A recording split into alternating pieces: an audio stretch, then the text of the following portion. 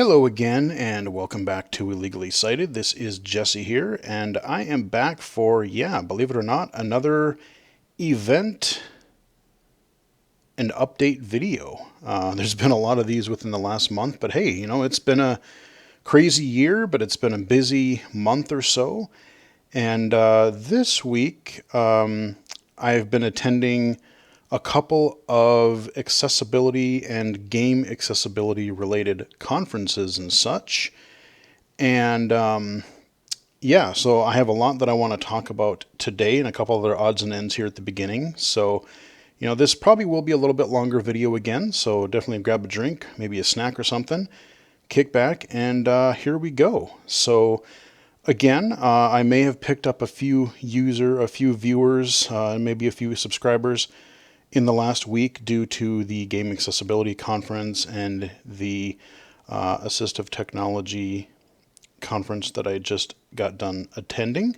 So if you learned about the channel from then, hello, and welcome, and thank you for checking out the video and the channel. Feel free to subscribe and like the video. I do unlock videos every Monday, Wednesday, and Saturday.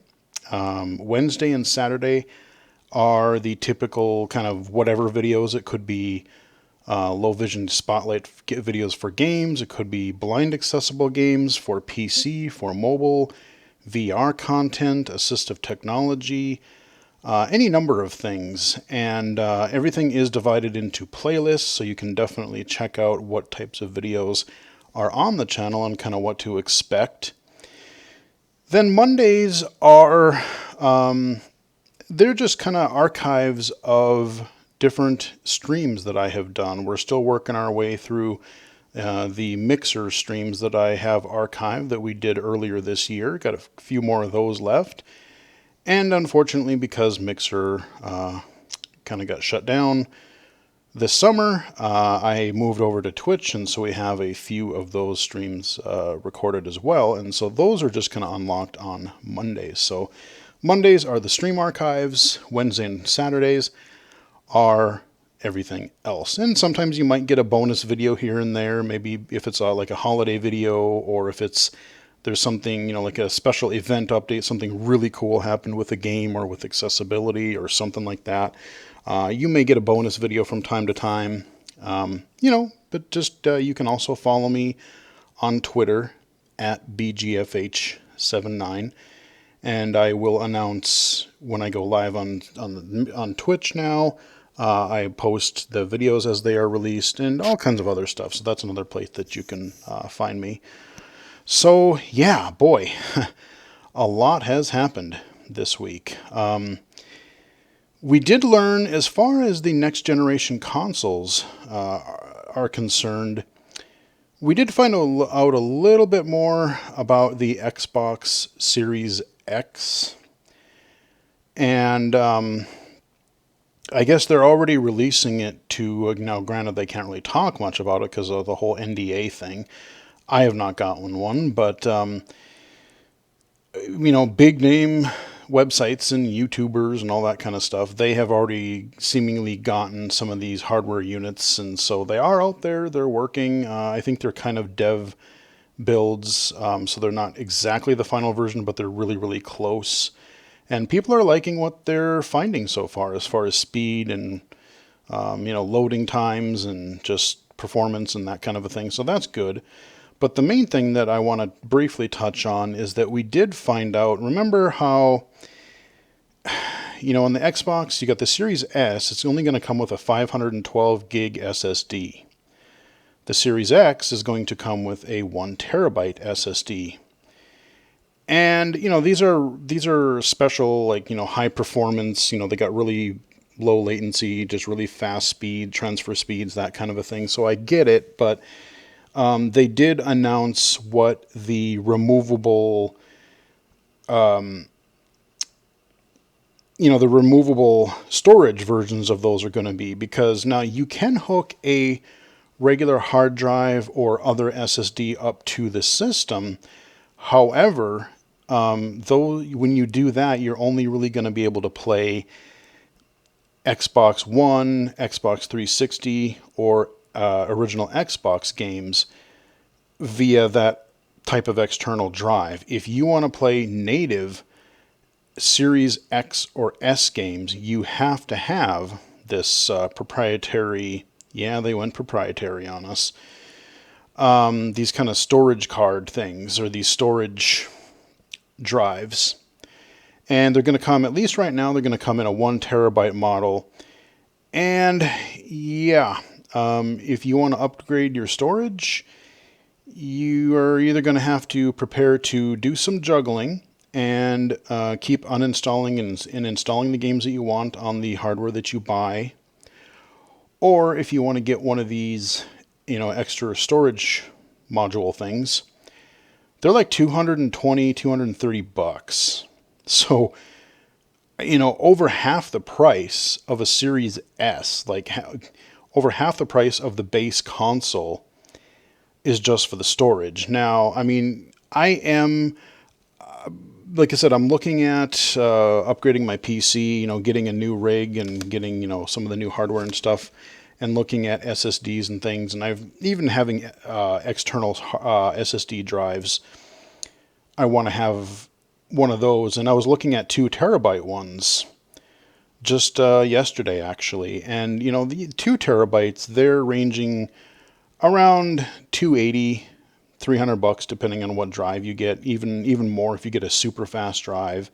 I saw one for like $350, but the speed was like double what most of them are. So the SSDs, they've come down, especially in lower tiers, like a 512, that kind of a thing. Those have really come down. Even the 1 terabyte ones, they've kind of come down, but because they're doing this whole proprietary thing, and they're doing these like faster speeds, and like I said, I wish they would just rate it as, you can buy any, as long as it meets like this base criteria.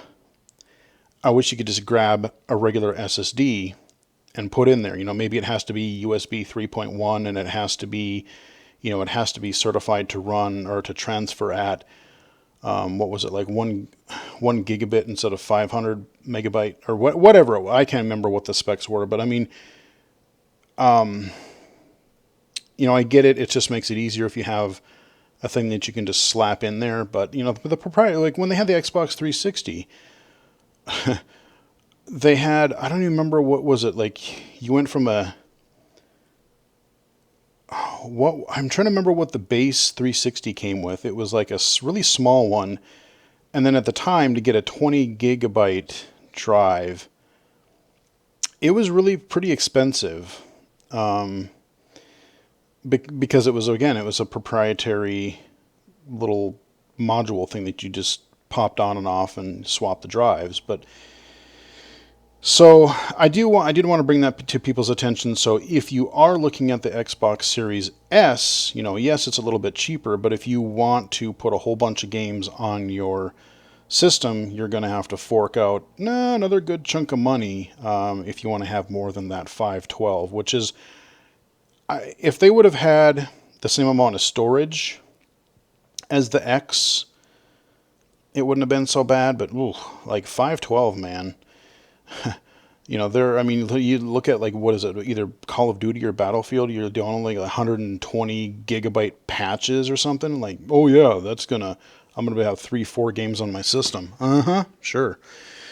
But I just did want to touch on that. Not too sure about what Sony's doing. I know they're going a little bit more open. I think like they're going to have eventually, like I was just saying, kind of a certified, like, okay, if you get these drives that are like this and have these specs, you should be able to, to put them in. So as SSDs get bigger and cheaper in price, I don't know, it's just going to be an interesting thing to see what happens long term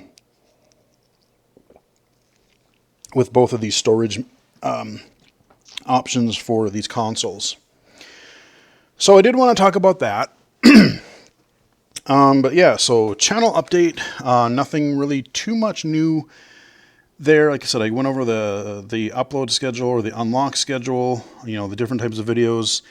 It is October, so yeah, we're going to be doing some, some horror-esque games, try to get at least a couple of those in there. I don't know how many we're necessarily going to do, but I'm going to try to also get in at least one or two maybe different types of scary games or horror-themed games to maybe stream. I'm thinking about possibly trying to do one this weekend. We shall see. But hopefully we'll be back on Twitch a little bit more. And I do have this kind of new website tool that somebody told me about in the chat the last couple of weeks. And so we're going to try something different with having the chat being read aloud live. So we're going to maybe play with that some. But otherwise things are just going to keep on rolling. We've got all kinds of different videos coming out. We got all kinds of games coming out this month and in November. If my good old trusty PC holds out here a little bit longer, I know there's a fan issue. Some of the fans are getting a little bit louder in there, which sort of concerns me. But, like I said, just trying to take care of it and wait until these 3080 cards and systems come available so I can actually get a new rig and get that going. So yeah.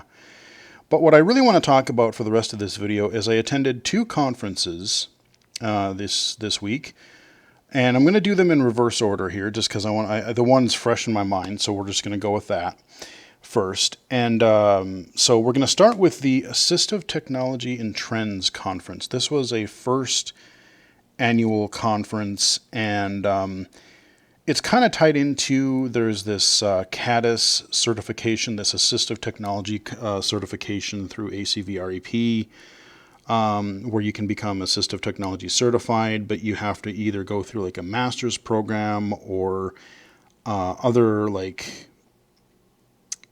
there are definitely some requirements. You don't just, sign up and take a test and boom, you're certified. It's not that simple. It's really meant for career.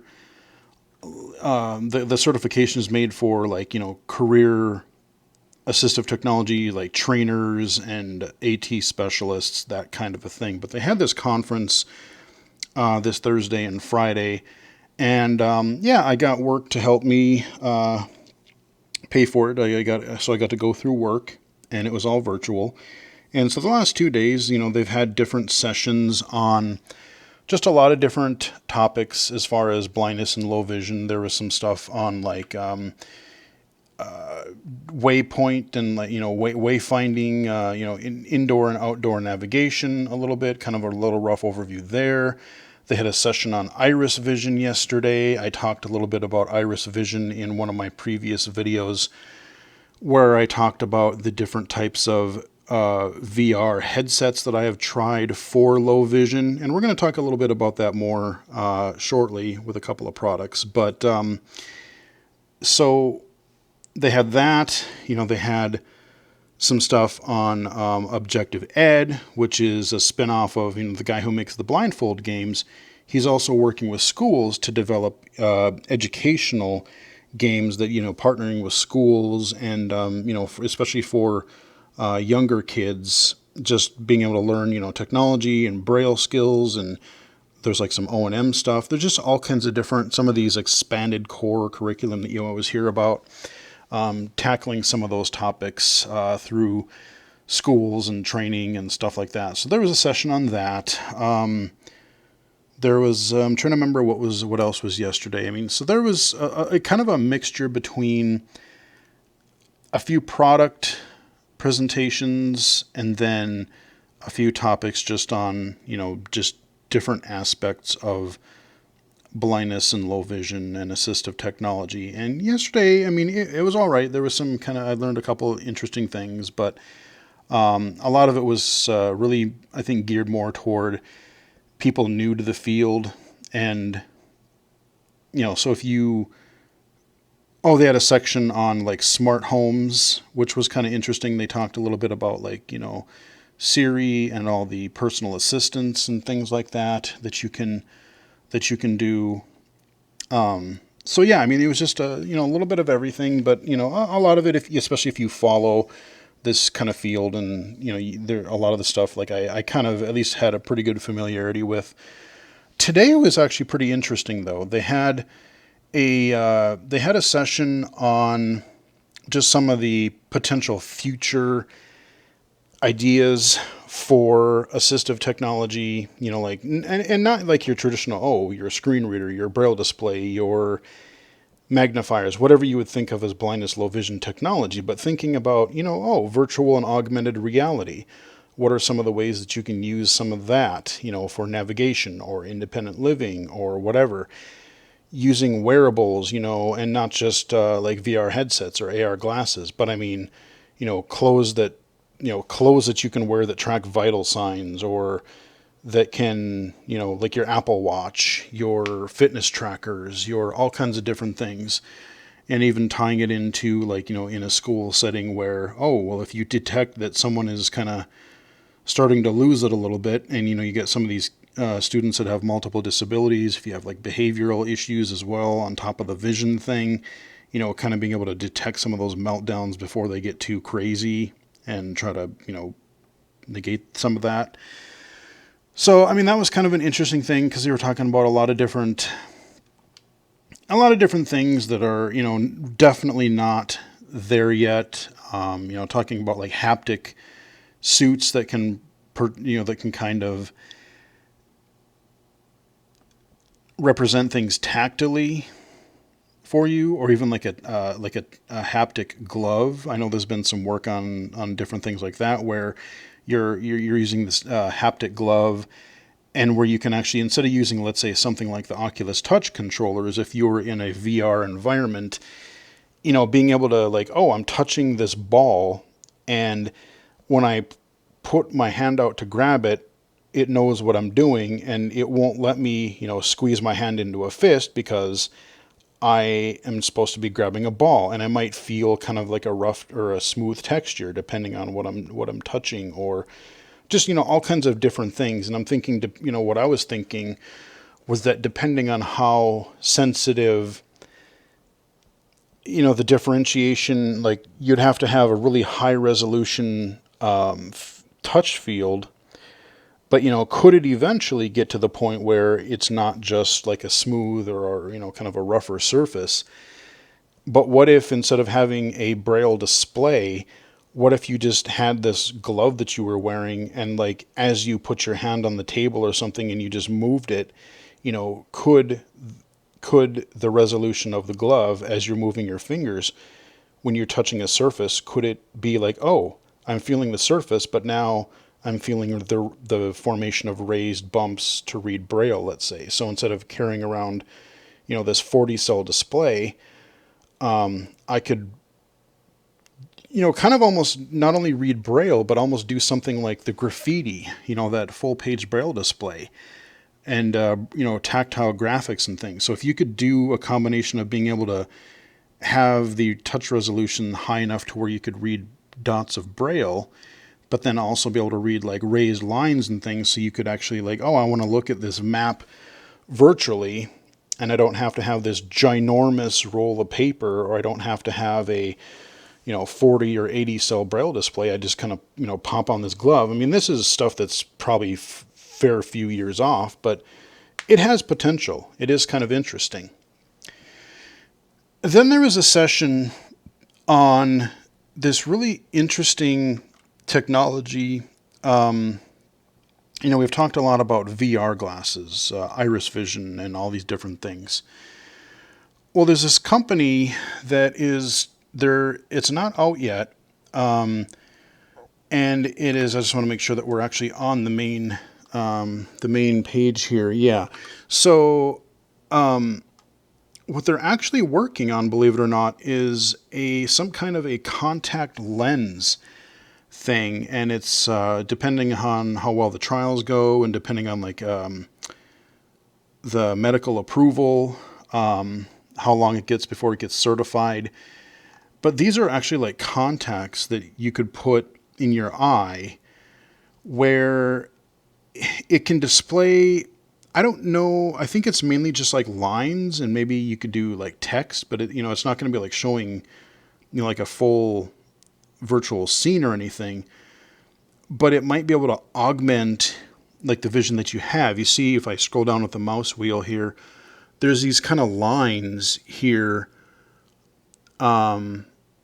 He's looking up at the sky, and I'm guessing this is supposed to be some sort of like a constellation or something. I'm not quite sure what that is, but they talked about, being able to overlay things where it can kind of, because it's a contact, it's right up on your eye, and it's even supposed to account for nystagmus, your rapid eye movement, and you can put things like object highlights around. So like for people who have contrast issues, being able to discern, stairs or drop-offs or ledges, or, let's say you're in a room that has white countertops and a white floor and a, tan cupboard or something, cabinet, having some of these things where you can just add these little accents, like kind of highlights, so you can kind of, oh, there's the curb, or there's a stairwell, there's your staircase, or, even a hanging branch, like, oh, there's something out of the ordinary right in front of you. Having those kind of things, but then also because you're working, I guess they're working like with your phone somehow, I think. And it's supposed to basically be where you can theoretically get text, and because it's augmented reality, you're not limited by the amount of screen size that you have. So in theory, what they're saying is that in theory, you should be able to, hey, if I want to make my text, let's say I want to make that sucker, I get a notification, or I get some sort of whatever text I'm reading, I can make it fairly small, or I could make this sucker, the size of a wall on a building if I really wanted to. I mean, it would be a little bit impractical, and you'd have to really look around to see it.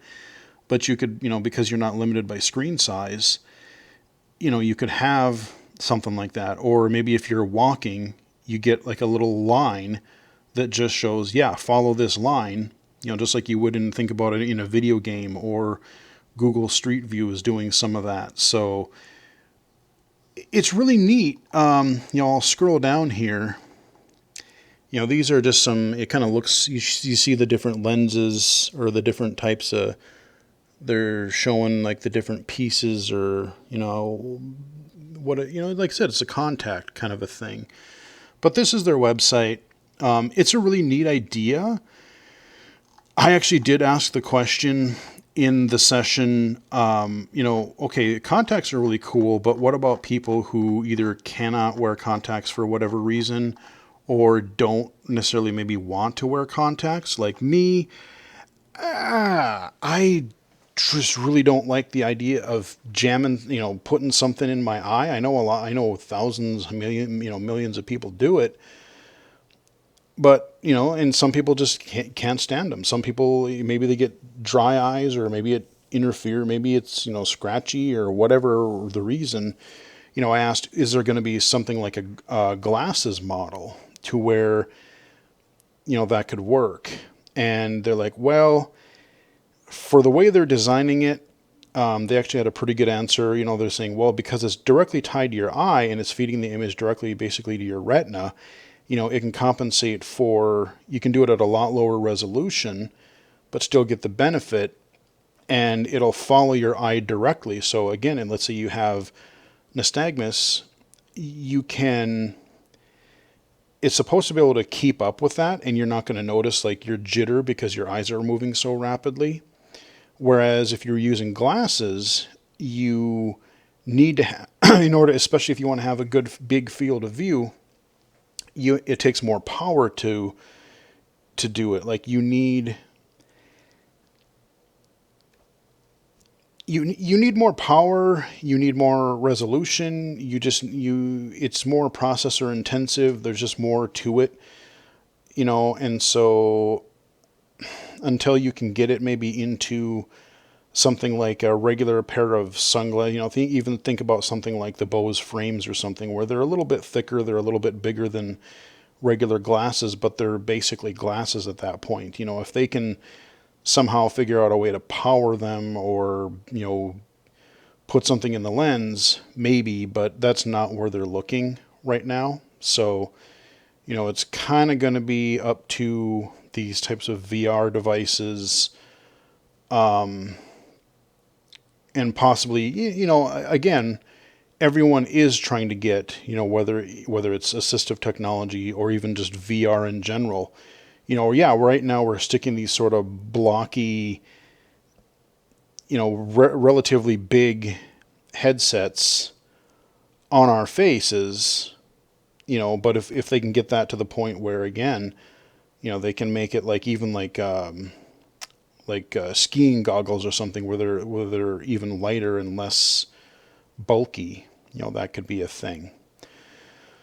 So that was a really kind of an interesting session. Like I said, I'm not too keen on contacts, but I'm fascinated by the theory of it. And this is the kind of thing that I would love to have in sort of a glasses form, being able to have some of that augmented reality. I can walk around and I can just see these arrows or a walking line as I'm trying, as I'm getting my GPS directions. I think that would be really cool. So that session was kind of neat. And then here's an interesting thing. So there's another one called the Vision Buddy. This is a VR headset that is out now. And it is, I talked about the Iris Vision. I talked about a couple other ones in a previous video. Was it last year at some point, I think? Maybe 2 years ago? Where I talked about the VR headsets for low vision. But this one is not using a smartphone. Instead, it is, think of it kind of like the all-in-one Oculus Quest, where it is just a VR headset. It's not using a separate phone. You just got the headset up here. And it does do magnification, and it does do OCR, like some of these other ones do, but its claim to fame is this little guy on the left. And this is kind of your transmitter receiver thing. So in addition to doing the magnification and the OCR, what it's basically doing is your headset is paired to this little transmitter thing, and you hook whatever HDMI source you want into this transmitter. So people are mainly using it for passive TV. So hooking up your cable box, hooking up your satellite dish, your Amazon Fire Stick, or Google Chromecast, whatever, Apple TV, and being able to watch, because now instead of using your hands-free headset to indirectly look at a TV where you have to have optimal lighting conditions and such, this one, it just projects, it just puts the HDMI content right in the headset wirelessly, because see, you got that little antenna here on the left. So you can literally have your TV, and you can make it, I guess, smaller and all the way up to like very, very large. And then you can kind of look around because it's a VR thing, you have the VR space. They said the reason I mentioned passive is you can passively watch TV, no problem. But right now, apparently there is about a second of lag. So if you are trying something interactive, like if you had it hooked up to your laptop and you were trying to move the mouse around, or let's say you wanted to use it as a big screen for playing games, let's say, games might be really difficult because that little bit of a second lag, that second of lag, you're hitting a button or you're moving the mouse or whatever you're doing, and there's that delay, so it makes things a little bit harder. So if you're doing interactive content, at this time it might be harder. They're working on an update that hopefully can get it down to about a half a second or less. And they're also looking at a full different type of receiver that is more geared. Like I said, this one, they're really gearing it toward being really simple and for seniors and for like passively watching content, but there has been a lot of interest in, using it as a computer screen or more interactive type of content. So they're working on potentially having, like a little bit of a different or smaller receiver that would be designed for even less, virtually no latency. So we'll see how that goes. Now, as it regards to this, I was going to put it at the end of the video, but I'll put it here since it ties directly in. Interestingly enough, like I said, they had their session at the AT conference here this morning. But in the last, I think it was late, yeah, it had to have been late last week. No, it was like 2 weeks ago. God, yeah, it was. Okay, it was like 2 weeks ago. Because last week, so about 2 weeks ago, I got an email from Vision Buddy, actually, from on my Gmail here, and they had actually found my YouTube channel and reached out to me, and they wanted to kind of chat and see if I was interested in looking at their device. I didn't contact them at all.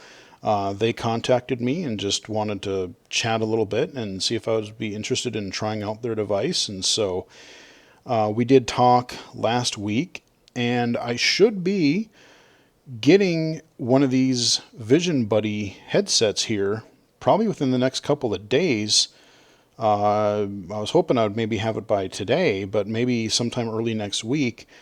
I should be getting one of these, and so they asked me if I liked it and that if I'd be willing to do some kind of a video showing the device, or at least talking about it and kind of giving my thoughts on the Vision Buddy. So yeah, I will be probably within the next, I don't know, few weeks, I will be testing out this device, and I will be running it through its paces, using it for I'm really interested in it for the magnification and the OCR to see how that goes, but I'm also sort of curious. I don't have a cable box or anything like that really, because I do pretty much all of my watching content through the internet, through services like Amazon and Netflix and YouTube and all that kind of stuff. But I'm gonna maybe hook it up to my Apple TV. I might even try just to see what the latency is.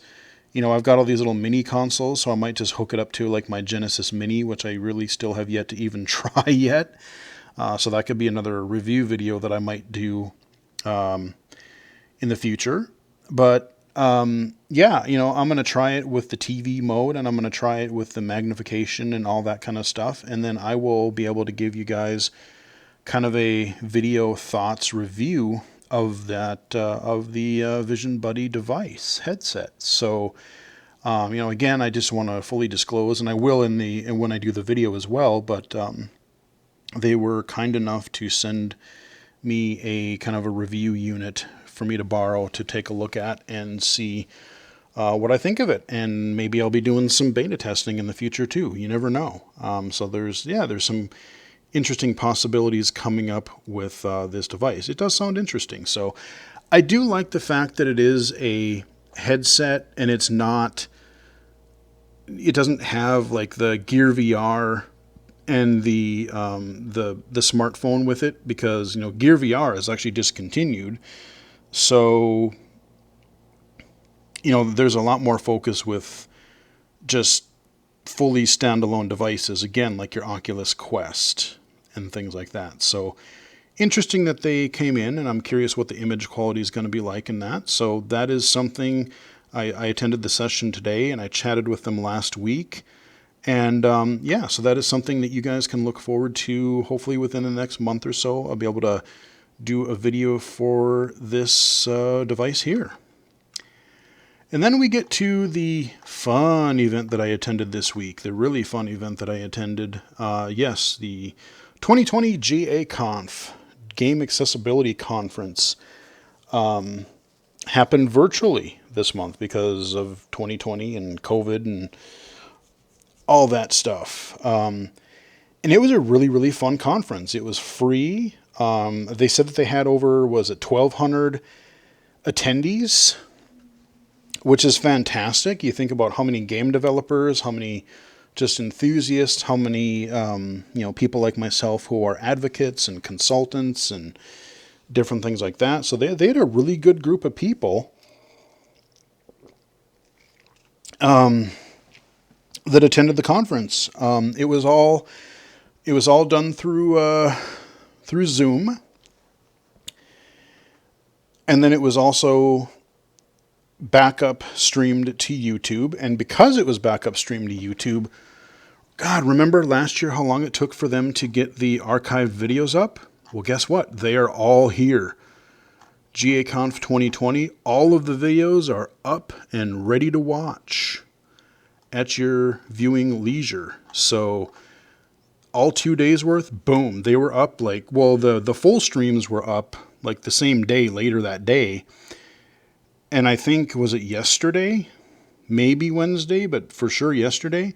They were already up in their individual session form. So I will put a link in the description below if you guys want a direct link to this playlist for GAConf 2020. But they had all kinds of cool sessions. I was just super hyped for everything. Like I said, they did the Zoom streams. They did the YouTube backup. And then they used Discord for kind of a more interactive chat. So we had a channel for each session as it happened, and then different like overall sessions and a couple other channels that you could just chat during any time of the conference. And it's still up there, so we can still kind of get in, and I might just see if I missed anything after the conference, see if there's any additional conversations happening.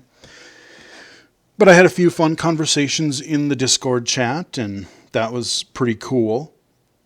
But yeah, I mean, there were just all kinds of sessions. I'm just going to do a quick rundown and just give a few thoughts on them. So I'm just going to zoom in here. So Ian started the show off with his kind of a year in review of what's happening with game accessibility. Very cool. And again, looks very promising as far as a lot of cool stuff happened this year. Yeah, I love that. Yeah, you can play Hyperdot on what? I've covered Hyperdot on the channel even before it came out. We did that stream, and then I covered the final version of it. We did a stream of it there when Riley was up here. And yeah, they were talking about all of the different ways that you can kind of play Hyperdot and how he got to implementing accessibility and, just everything relating to that. And it was actually really just a fascinating talk. And you see how much thought and effort it can even go into a one-man operation. A lot of these indie games are just like one or two dudes working on a game. So that was a really fun one to watch. Oh yes, adding controller remapping to Destiny 2. This was really neat because it's not just as far as like, oh, just make it so you can adapt make the controls different or customize the buttons. But again, people think about, well, why don't you add this feature? This doesn't work the way I want it to. Or, people complain about any number of either bugs or they want something to work a certain way.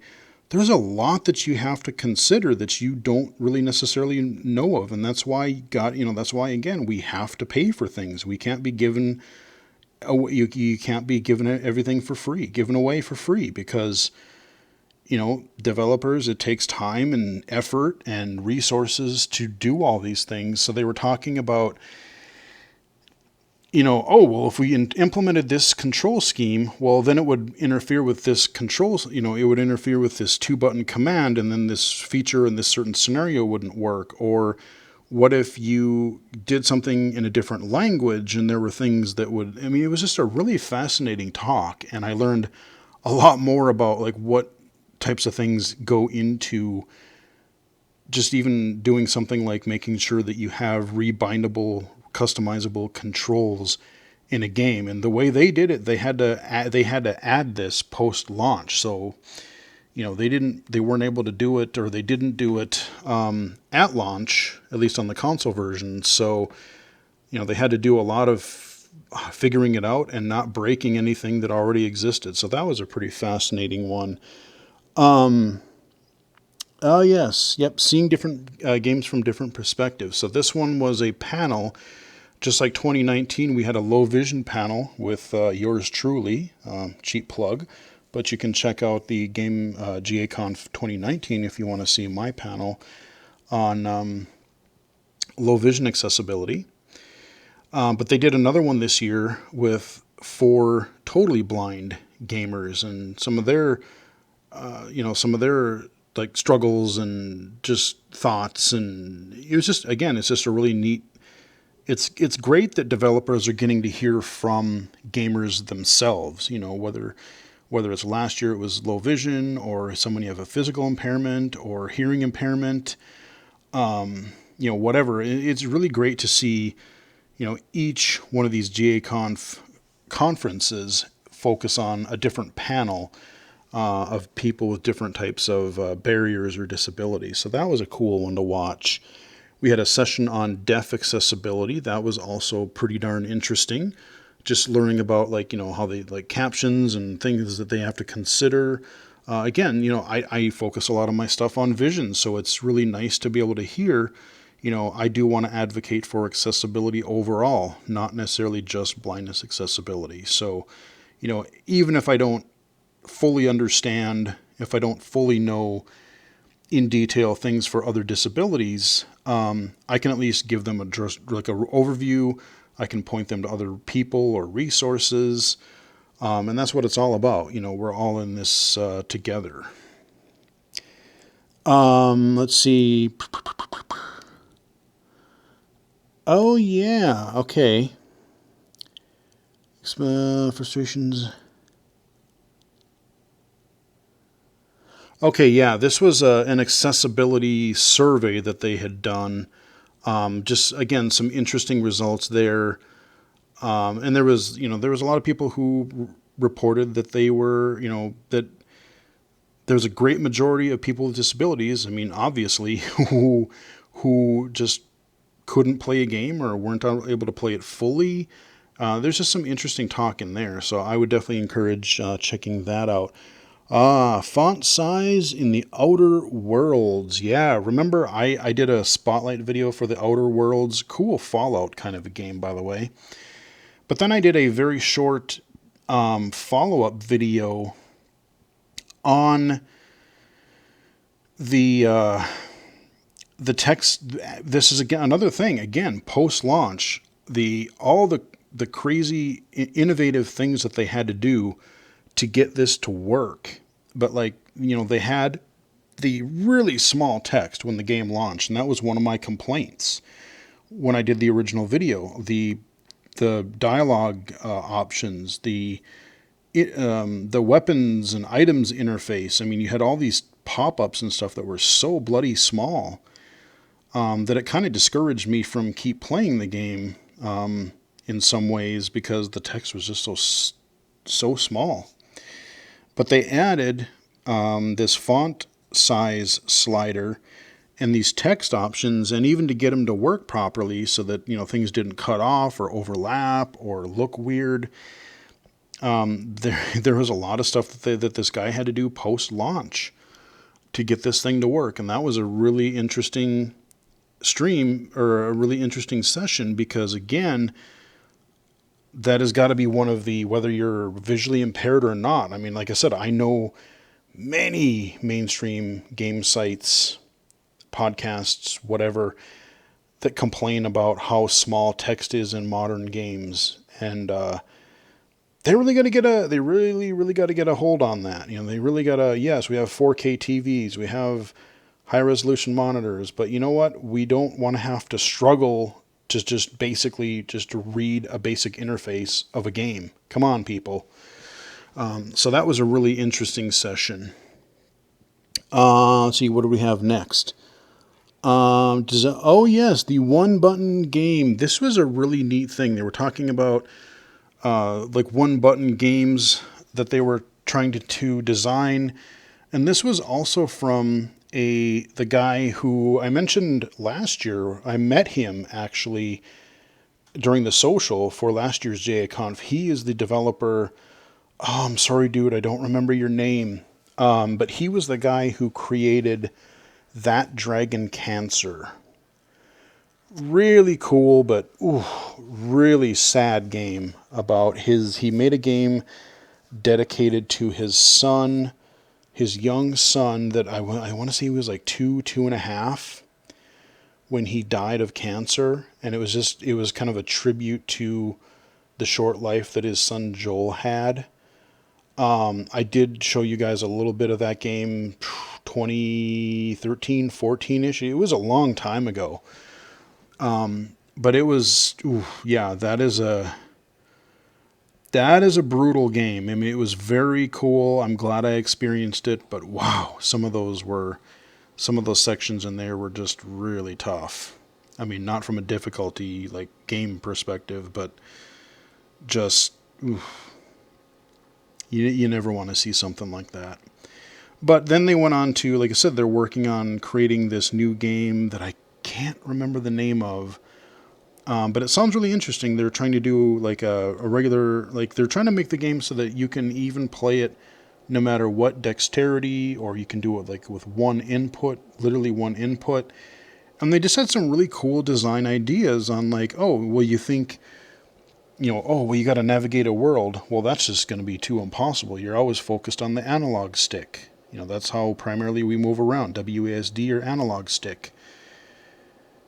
Well, what if you could think of a way as an alternative so that you didn't, that you could just, maybe you're moving forward automatically and then you kind of tap to go left or right, or, how there's any number of ways. But again, just it gets you thinking about game design and how you have to think about accessibility from all these different angles, not just low vision, but controls and audio and subtitles and all these different things. And so these sessions I thought were, again, very interesting. Let's see, creating inclusive. Oh yeah, okay, at the Coalition, yeah. So they were the guys that made Gears 5.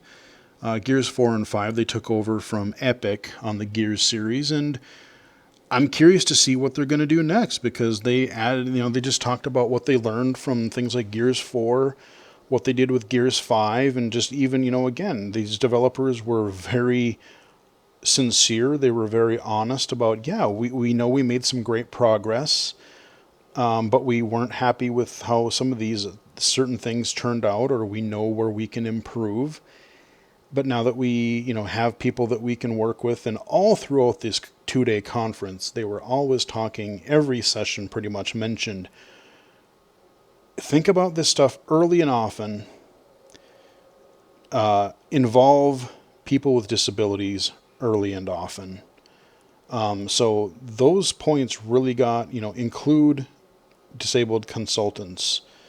Don't just assume that, oh, this is my idea, so this should work. Get people in, and then, like I said, start thinking about, there were a couple of really good quotes too, and I'm trying to remember, but just thinking about putting yourself in the place, or, hiring people to go through your game and be like, okay, well, what barriers do you face? What information aren't you understanding? Be it audio, visual, whatever.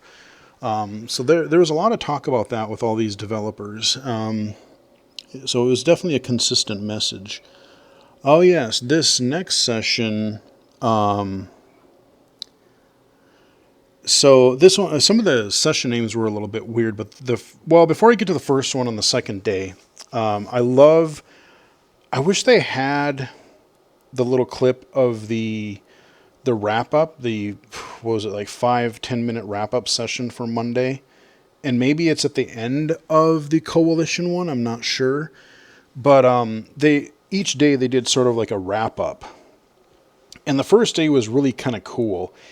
It was kind of this like, oh, let's look back into let's pretend we're in the future, and let's look back at what was it, like the next 10, 12 years.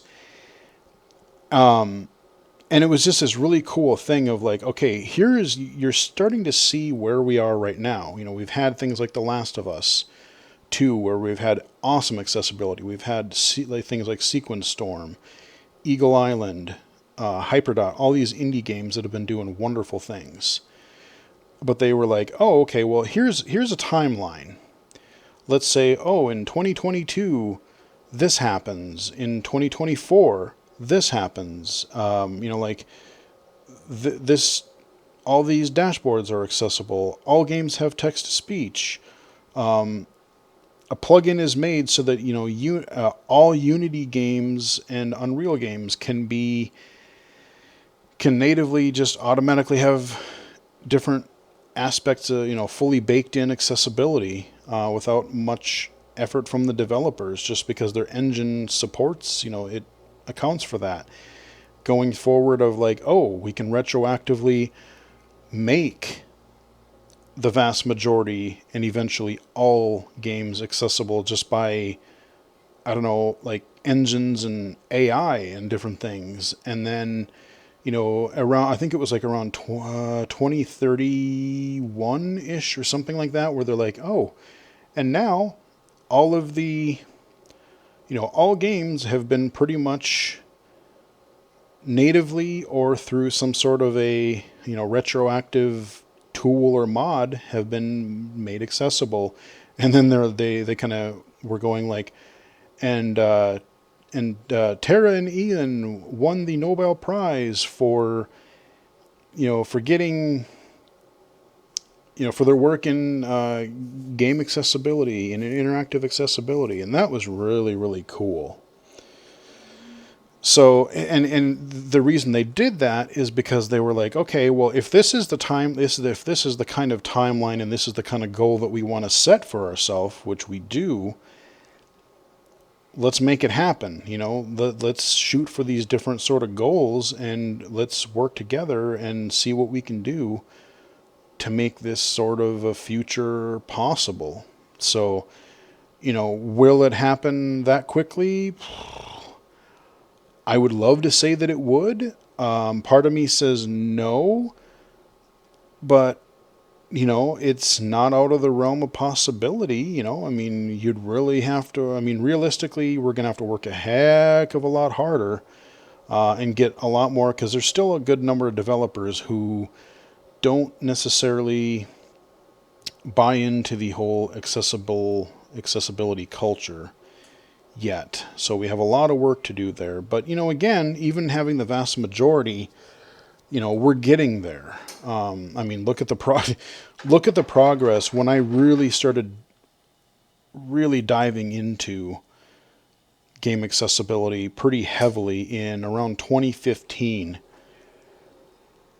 I mean, I should go back and look at, I'm sure there was a video, I could go back and watch maybe my CSUN video, or see what other event videos I did during around that year, and just watch one of those videos and see what it's fun. That's why it's kind of fun to see these event and update videos, because you go back, even a year or 2 years, 5 years ago, and I look back at what I said, what I thought, what I predicted,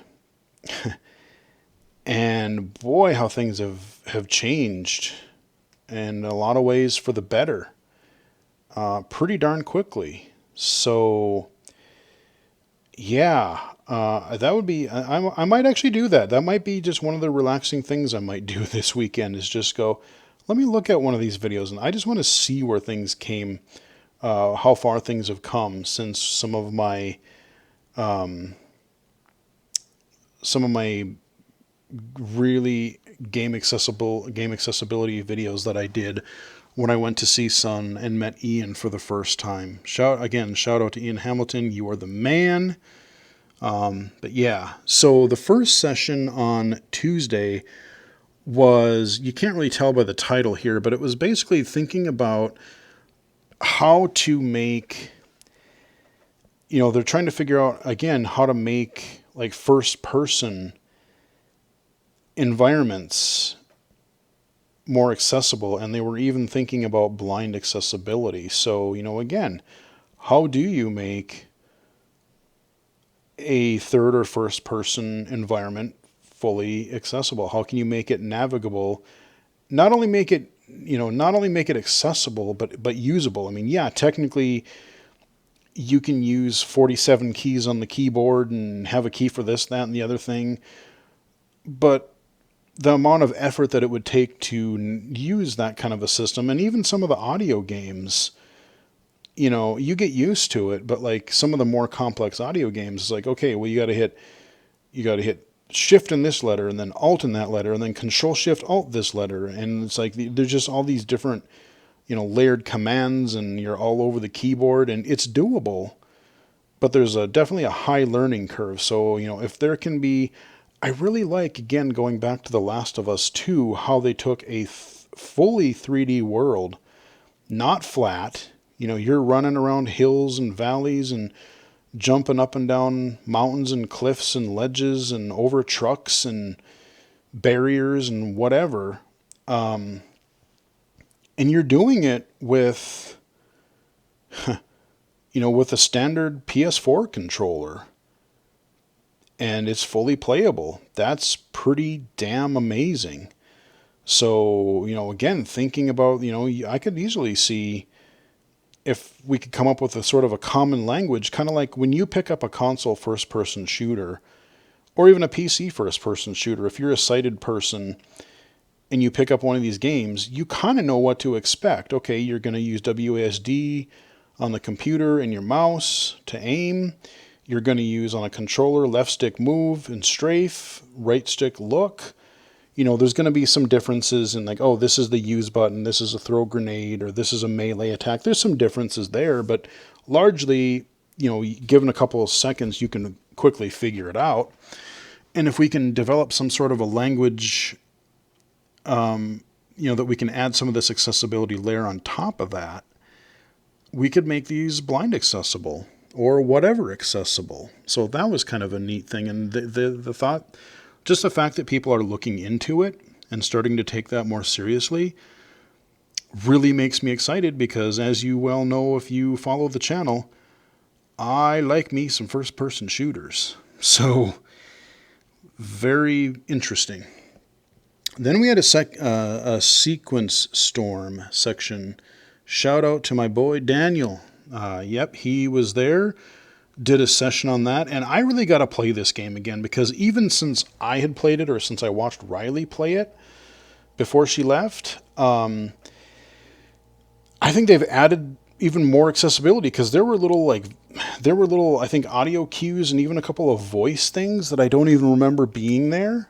So he's clearly, he's added and fixed and tweaked, and he just went through showing not only how he made it blind accessible, but how he made it like, oh, if you have a motor impairment and need to reduce the number of notes or slow the speed down, or, again, Riley used the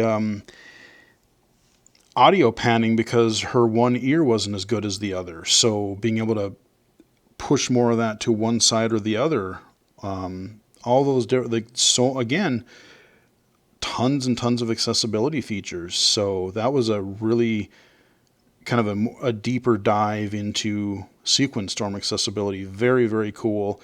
If you haven't bought the game and own a PC, please just do it. We got to support stuff like that because it's so great. Then we had a session, what was this one? Game accessibility, user research.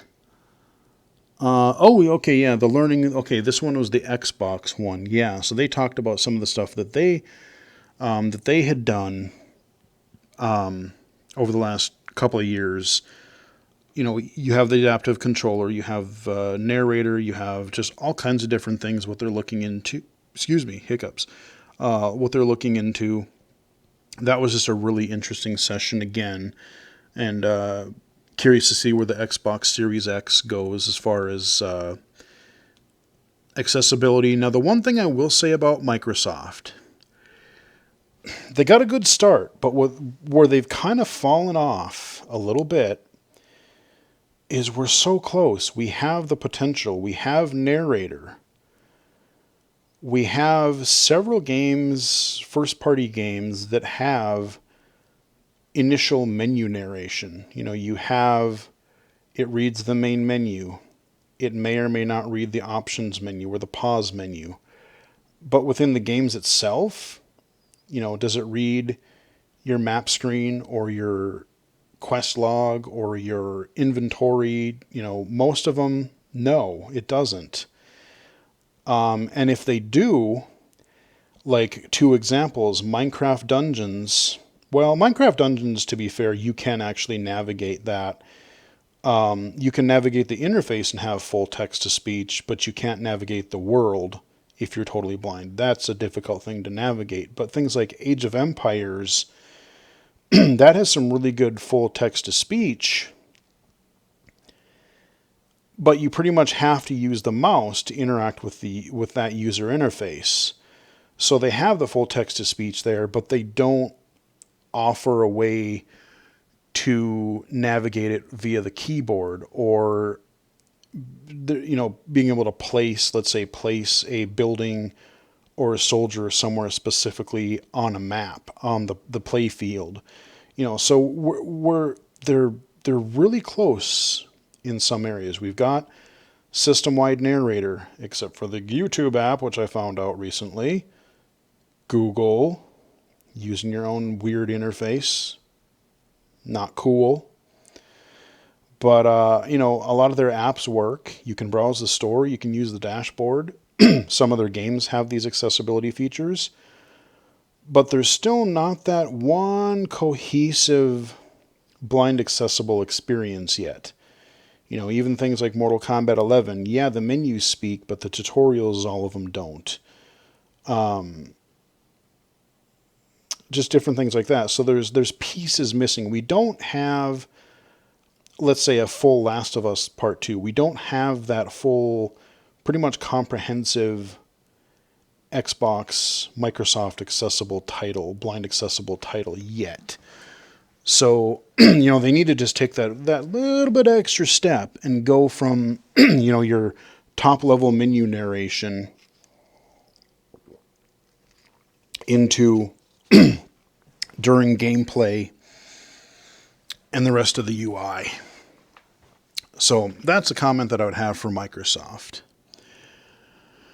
Oh yeah, okay, from sideline to full time. This is pretty cool because we're starting to see companies employ like full-time game accessibility staff.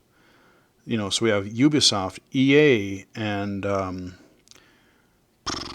I forget where the other ones are. But we had another panel, but this was actually a developer side panel, a developer angle, where we had people from different development companies who started either just trying to advocate for accessibility, or it was one of their kind of passions. And these developers were smart enough to realize that, oh, hey, you know what? This is a good thing. Let's see if we can't do that. Let's see if we can't make this a more cohesive culture throughout the organization. And one point that they made is that it's not every accessibility doesn't just fall on this one accessibility person or the accessibility team. It has to be a top-down recognition. Management from the top has to acknowledge and treat accessibility as just another important piece of their games, just as you would not releasing a unfinished or buggy game, let's say. So, all of the different teams would work at accessibility from different angles. Your sound design team, your visuals, your interface, your online, your whatever teams that you have to make these big budget games.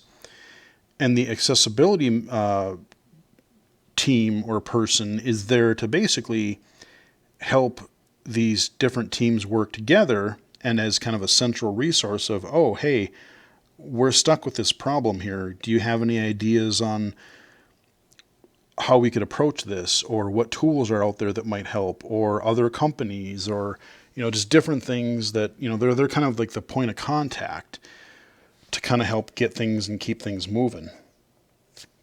So that was a fun session to listen to watch. Let's see. Oh yes, the Steve Saylor session, call to action. Yes, this was the marketing aspect of it, which I do think is important. When just like, there are games that are announced years in advance of its release. What did they announce? Cyberpunk in 2012, 2013? I mean, it was ages ago since we just first heard a couple little blips about it. And in the last 2-3 years, we've been, getting trickles of information regularly. But other than a tweet, we haven't heard hardly anything about accessibility. We still don't know really what accessibility features are going to be in that game. And the game comes out in not quite 2 months. The games that have come out, a lot of them, the accessibility features are either talked about post-launch or very close to launch. A day, 2 days, a week, 2 weeks out. Even The Last of Us, with it, like I said, I was going to get the game anyway because I just figured I was going to try to play through it because I loved the first game. But then, what was it, like 2-3 weeks from its release, they dropped that accessibility bomb on us and went, oh, check this out. And then I just got extremely hyped for that game even more. But imagine if they would have been able to tell us even the majority of what that game was going to have even in, let's say, January or, let's say last E3, to say, hey, we're not finalized here, but these are the things we're shooting for. Maybe show off a quick tease of maybe the high contrast or the text to speech, just having a little video of that. Eagle Island had their accessibility trailer. That was released a little bit. Yeah, it was a little bit ahead of the game because I think it came out in like June. And I remember I couldn't say much about it other than what was in the trailer. But I remember talking and teasing people about that during our panel last year. I had mentioned Eagle Island. I said, well, I might, I can't say much more, but I did find, there is a trailer out and they're including all kinds of text-to-speech and other accessibility. But it was his point of, people want to be able to play the game. Just like, okay, why are you releasing trailers, developer commentaries, interviews, podcasts? Why are they doing that? Because they want to get people to buy their game. Because you're hyping up the combat system or the graphics or the story, whatever it happens to be. You're doing all that for the general public. So especially if you're gonna bother to put accessibility into your game, why wouldn't you also plug that? You want to have as many people as you can play your game, and yeah, you maybe have a few accessibility features or a lot of accessibility features, but if we don't know they're there, we're not going to be able to, we will overlook the game because we don't know. So getting the word out there, ahead of time so that we have time to save up money for a new game or, God forbid, a new console so we can play said game. That is just a very important piece of accessibility too. So that session was good. Oh yeah, and this one was, we're talking about indie games. I'd mentioned a lot of them that we talked about here, but I even learned about a couple more. I can't remember the names of them exactly. But I did add, during the session, I did go and add them to my Steam wish list. So at some point, hopefully in the near future, when they go on sale, I will grab them.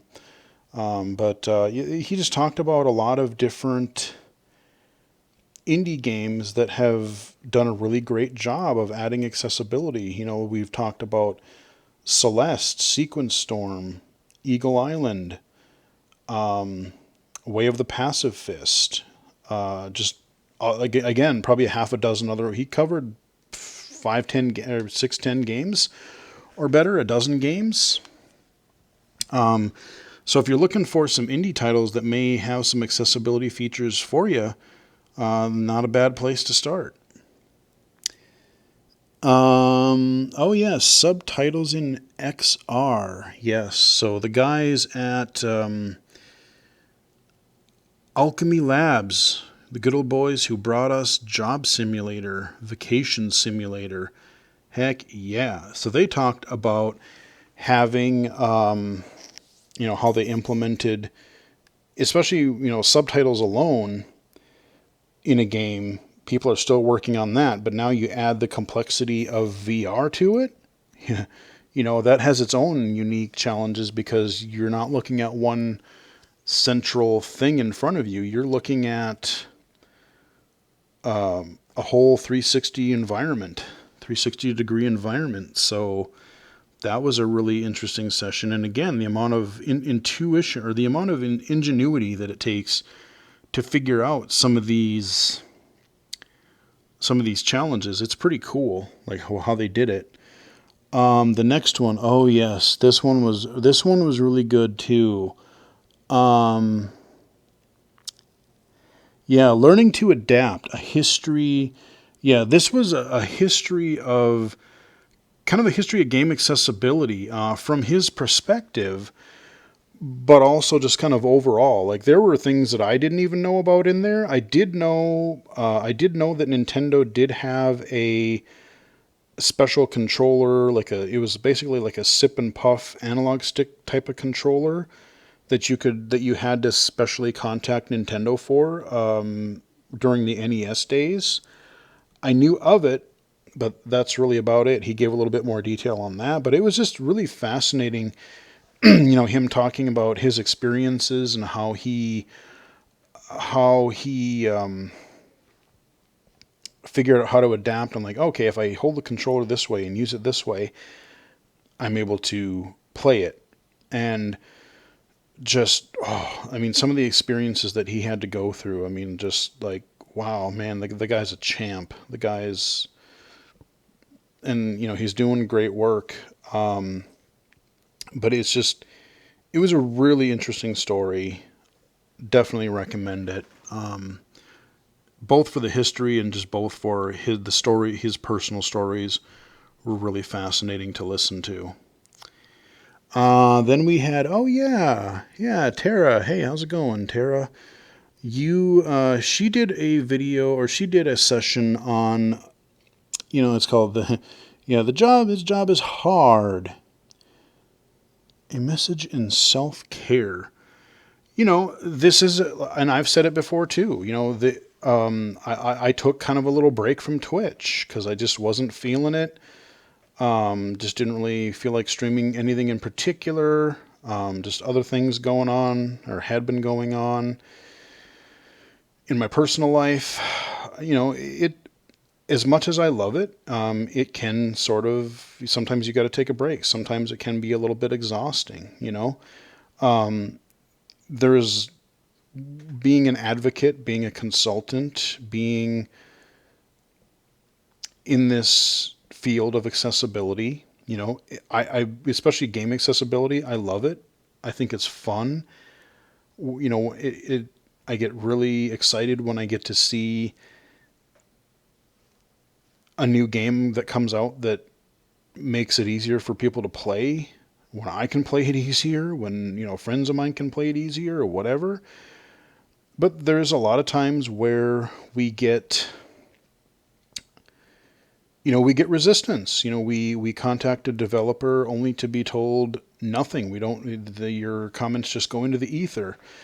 Or we get told, yeah, we'll think about it. We'll put it on a roadmap. But, you're kind of your garden variety generic reply of, yeah, we'll look into it, which basically means, we're just saying that to placate you. But that's really about where we're at. And then you get people that just say, no, it's not on our roadmap. There's not enough justification for it. You're too small of a market. It'll cost too much money, blah, blah, blah, blah, blah, blah, blah. Whatever excuse it is that they use or whatever reasoning they use, it is an uphill battle. And just the fact of, you want to get hype, there's a new game coming out. There's a new system coming out. There's new technology like VR coming out, and I don't know if I'm going to be able to play them. You're seeing all this cool stuff and you're like getting hyped with everyone else only to realize, guess what? I can't play it. And that can be kind of brutal. So, things like that, I mean, just finding ways to balance that. I do like her idea of, I forget what she called it, but it was like kind of I can't remember the exact term that she used. I'm blanking. But basically, and I'm thinking about doing this. I should go through and try to find a lot of these, because one of the suggestion was to kind of find, if you're doing this work, and you communicate with other people, having make a document and put together just a list of all of the things, the positive things that people have said to you in the past, complimenting what you're doing or thanking you for, like for let's say my case, somebody said, "Oh man, this was just the game I needed right now. I'm so glad I found this," or that you told me about this game, or, "Oh, I didn't think I would be able to game again, and then I found your channel, and, you know, now I am excited to use my computer again, or I can use my phone again," or, whatever it happens to be. I've received some very nice comments. Yeah, everybody receives some idiotic comments from time to time, but I've received some truly awesome comments from people. Um, you know, they've learned about a piece of technology that they didn't think they would be able to use. They learned about that, oh, there are games that I can play as a blind person. They've, learned about an app, or I answered one of their questions that they had been wondering about. Just any number of things, that I've heard, and those are what keep me going. Those are the types of things that make me want to keep doing this. I mean, yeah, unfortunately, sadly, it didn't work, but potentially, I almost found somebody through YouTube, and I did for a while. Didn't expect that, but it's things like that that can, that kind of keep you going. I mean, yeah, and then there's of course the regular thing of, get sleep, get a decent exercise, all of your self-care kind of things. But, just focusing on a few things that maybe you don't think of as much. So that was just a nice little short session, a little bit on self-care. And the finale, we have to talk about the finale. Yep, they saved The Last of Us for last but not least. Yep, their final session on The Last of Us Part 2 from Naughty Dog, and their accessibility, how they even started from building on what they did on Uncharted 4, getting consultants in early on in development. There's some blind, some low vision, there's some mobility impairment consultants, and having them come back to the studios a couple of times, and just chatting with people about it, and just, again, it's just really fascinating thinking about how deeply they think about how everything works, and like, oh, well, what if this happens, and this use case scenario. I mean, the amount of just the detail and subtlety that they went through of, like, well, if the player comes up against this one, comes in this one area, but like, what if they went at it from this angle, or what if this happened? And it's like, well, we have to account for it. I'm like, wow, I wouldn't have even thought of all that. And I learned, interestingly, that they didn't use the PlayStation's text to speech. They actually, I forget the name of the company that they use, but they actually, just like, I thought it was mainly they used the PS4 text to speech, but that they had to make their own setup for the save system, because Sony's UI didn't provide that level of accessibility. But no, they actually, for their text to speech, they used this other speech tool, and they kind of built their framework themselves, because they looked at it from not just, okay, it has to talk, But again, looking at it, things that I've commented on in games that have supported screen readers or text to speech, things like, we don't want it too verbose. We want to know what we need to hear quickly, and boom, that's it. Or, oh, there's too much of a lag between something happening, something critical happening, and the person getting an audio cue or speech about it. So yeah, just a lot of really interesting design thought that went into that. So that was a really fascinating and cool way to end the Game Accessibility Conference 2020. So yeah, that is kind of a summary. Like I just wanted to talk about the different sessions. Again, they are all here. You can go to this playlist. You can either just look up GAConf 2020 on YouTube, or I'll have the link in the description below. Hopefully I will remember to put that in there. But it was worth watching those sessions live. I loved being there with the people. The sessions themselves were actually pre-recorded, but the people that were presenting them were also in the Discord chat. So as we were watching, it was kind of cool because then the presenter could actually be with us and chat with us and answer any questions that we had and just interact with the audience. It was just a really fun, really neat, interactive way to experience it. So I did miss not being able to just go to the social area and like talk to all the developers and just meet with people and just meet with everybody at the conference like we did last year. So when this thing does go into person again, I think this is going to be one of those things where I might just have to save up and set aside some money every year. This is going to be kind of my once a year pilgrimage to go to wherever the North American GAConf is, because it's just so much fun. And there's so many things happening in it that I'm like, I went last year in person. We had it virtually this year. And I hope, here's what I hope, when it goes in person again, I hope that they do, I'm sure it'll go in person again in the future. But I hope, especially since they were able to do it this year, I think having the sessions also streamed and just supplying a kind of a chat area, be it Discord or whatever they use, I think that works out really well, because then you can have the people in person who can make it. They can, talk firsthand to the developers and talk during lunch or on break or at the social at the end of the day. But then for all the people who can't attend, just the way they streamed the European show last year, and when Riley and I got up at 3 a.m. to watch the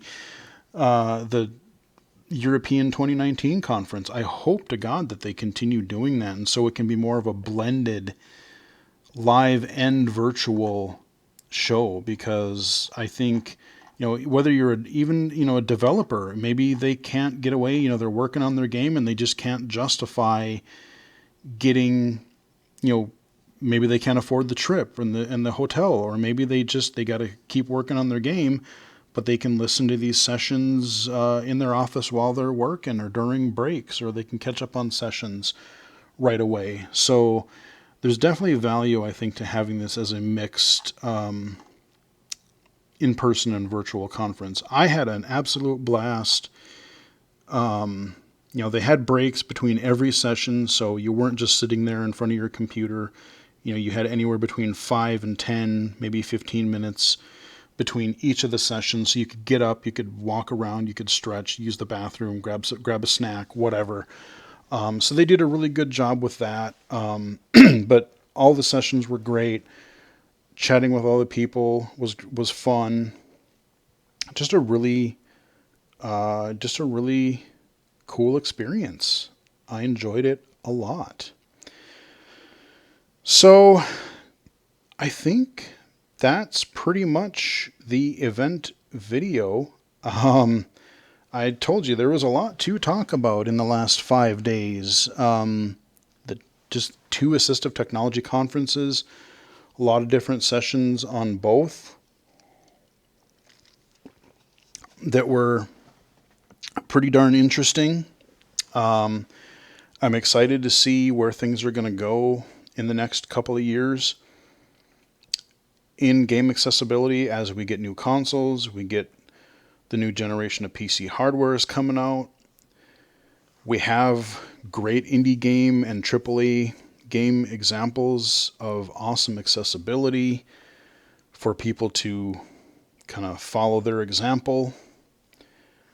It's going to be cool. It's going to be very, very cool. So, just trying to think if there's anything that I missed or that I haven't touched on. Like I said, we're going to keep doing, I've got videos lined up. There's plenty of video content. There's going to be a lot of retro shooters coming because that's kind of a favorite area of mine. And there's a lot of these cool things coming out. We're going to have some accessible games to cover. Again, I'm going to hopefully get that Vision Buddy headset, and I'm going to take a look at that in the next few weeks and share that with you guys. So yeah, going to try to do some more Twitch streams, hopefully, see how that goes. And yeah, we'll just leave it at there.